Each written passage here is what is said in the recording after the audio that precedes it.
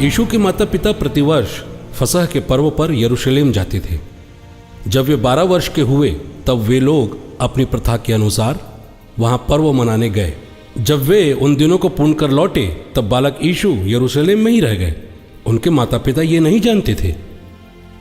वे समझ रहे थे कि वो यात्री दल के साथ हैं, इसलिए एक दिन की यात्रा के बाद उन्हें अपने कुटुंबियों और परिचितों के बीच ढूंढते रहे।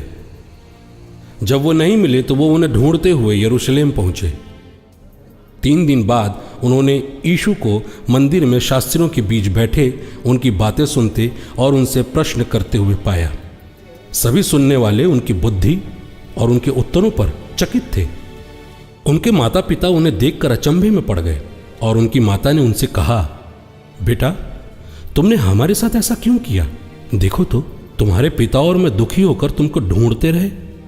उन्होंने अपनी माता पिता से कहा, मुझे ढूंढने की क्या जरूरत थी? क्या आप नहीं जानते थे कि मैं निश्चय ही अपने पिता के घर में होऊंगा? परंतु यीशु का यह कथन उनकी समझ में नहीं आया। यीशु उनके साथ नासरत गए और उनके प्रति आज्ञाकारी रहे। उनकी माता ने ये सब बातें अपने हृदय में संचित रखा।